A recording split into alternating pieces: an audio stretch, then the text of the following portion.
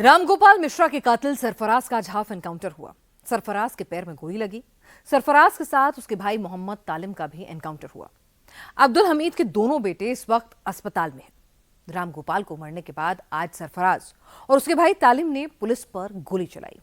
यकीन मानिए, सरफराज और तालिम दोनों बहुत खुशनसीब हैं जिन्होंने पुलिस पर गोली चलाई और पैरों पर जवाबी फायर मिला, वरना इस तरह के केस में तो कुछ भी हो सकता था, गोली कहीं भी लग सकती थी। जब सरफराज का एनकाउंटर हुआ तो वो पुलिस के सामने कैसे माफी मांग रहा था, तालिम कैसे रो रो कर अपना गुनाह कबूल रहा था। एनकाउंटर का इन्वेस्टिगेटिव रिपोर्ट आप खुद देखिए। पकड़ो भाई उसको, पकड़ो भाई उसको। बस वहीं रहेंगे, छुएंगे नहीं, बना रहिए, सुरक्षित करिए इसको। अब भाई कहाँ है मेरे? यहाँ पूरा असला एक बात सुरक्षित। हम लोग गलती नहीं करेंगे, अब कभी गलती नहीं करेंगे। क्यों गोली चला दी है पुलिस के ऊपर? सर हम लोग भागना चाह रहे थे कि फायर करके ये निकल सब गलत है ना? गलती वहाँ की है। अपराध करो फिर दूसरी अपराध कर रहे हो। गलती हो गई सर। हम लोग प्यार से लेके आ रहे थे, इतना भरोसा नहीं था तुम लोगों पर, किस तरह करोगे। चलो फिर गाड़ी घुमाओ। अरे गाड़ी घुमाइए। ये मोहम्मद तालिब उर्फ सबलू है, अब्दुल हमीद का बेटा, जो रामगोपाल मिश्रा पर गोली चला रहा था। पुलिस एनकाउंटर में मोहम्मद तालिब के बाएं पैर में लगी है गोली। ये मोहम्मद सरफराज है, ये भी अब्दुल हमीद का बेटा है, जो रामगोपाल मिश्रा पर पत्थर फेंकते हुए दिखा था।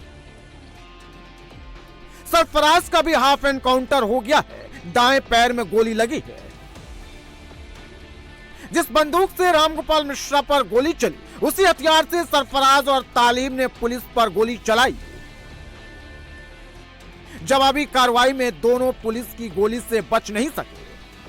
बस वहीं रहेंगे, छुएंगे नहीं, बना रहिए, सुरक्षित करिए इसको। अब भाई कहाँ है मेरे?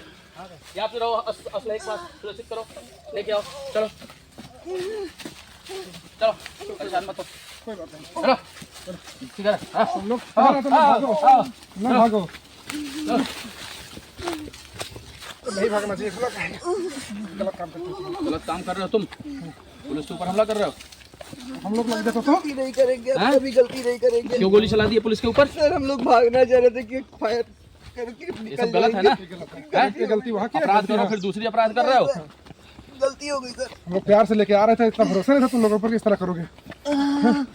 चलो फिर गाड़ी घुमाओ। अरे गाड़ी घुमाइए, गाड़ी घुमाइए जल्दी।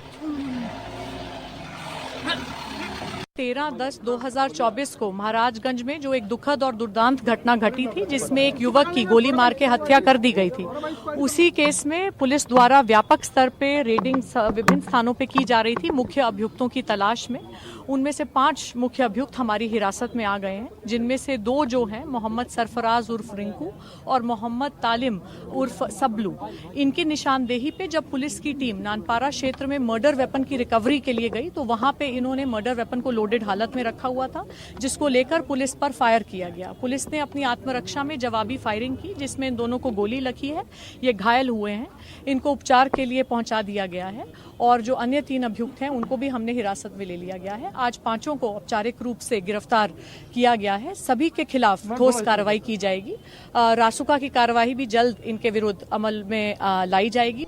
अब्दुल हमीद गिरफ्तार हो गया। अब्दुल हमीद के बेटे सरफराज का हाफ एनकाउंटर हो गया। दूसरे बेटे तालिम के पैर में गोली लगी। तीसरा बेटा मोहम्मद फहीम भी गिरफ्तार हो गया है। इसके अलावा मोहम्मद अफजल, साहिर खान भी पकड़े जा चुके हैं। 13 अक्टूबर को रामगोपाल मिश्रा की हत्या करने के बाद अब्दुल एंड सन्स की प्लानिंग नेपाल भागने की थी, लेकिन नेपाल बॉर्डर पर नाकाबंदी बढ़ा दी गई और उनका प्लान फेल हो गया। यही वो स्थान है जहां पे एनकाउंटर हुआ है। सामने अगर आप देखेंगे तो नहर है बहुत बड़ी, जो कि नेपाल से ही होकर आती है, और जो लोग नेपाल चोरी तरीके से या अवैध तरीके से आते जाते हैं तो वो लोग भी इस रास्ते का उपयोग करते हैं। और यहीं पर वो स्थान बताया जा रहा है कि जहां पर पुलिस के साथ एनकाउंटर हुई। यहीं पर उन लोगों ने हथियार छिपाया था और इसके बाद जब पुलिस हथियार रिकवरी करने के लिए उनको यहाँ पर लेकर के आई तो उन लोगों ने पुलिस के ऊपर फायरिंग करने की कोशिश की और पुलिस ने फिर एहतियातन अपनी आत्मरक्षा में ये गोली चलाई, जिसमें दोनों आरोपियों को गोली लगी। तस्वीरें आप देख सकते हैं कि ये पूरी तरीके से जंगल का इलाका है और यहाँ पे अगर बात करें तो नेपाल का ये बॉर्डर है। तकरीबन 3 से 4 किलोमीटर के बाद नेपाल की जो सीमा है वो लग जाती है और पूरा यहाँ पे जो है नहर के बगल का ये स्थान है, यानी कि सामने अगर आप देखेंगे तो बहुत बड़ी नहर है जो कि नेपाल से और भारत आती है। और यहाँ दोनों आरोपियों ने जो उन्होंने रामगोपाल मिश्रा को मारने के लिए हथियार का इस्तेमाल किया था उसको ला करके यहाँ छिपाया था। पुलिस ने जब उनको हिरासत में लिया था, पूछताछ की थी तो उन्होंने बताया था कि यहाँ पे हथियार को उन्होंने छिपाया हुआ है। तो पुलिस हथियार की बरामदगी के लिए जब यहाँ पे पहुंचती है दोनों को लेकर तो वो लोग पुलिस के ऊपर कहीं ना कहीं हमला करने की कोशिश करते हैं और जो हथियार था वो पूरी तरीके से लोडेड था और इसलिए पुलिस को आत्मरक्षा में गोली चलानी पड़ी, जिसके बाद फिर इसी स्थान से उनको लेकर के नानपारा CHC ले जाया गया और उसके बाद फिर आगे के जो इलाज है उसके लिए बहराइच के जिला अस्पताल ले जाया गया। पूरा ये इलाका देखिए जंगल का ये इलाका है, पूरी तरीके से ये कछार का इलाका है और यहाँ पे अगर बात करें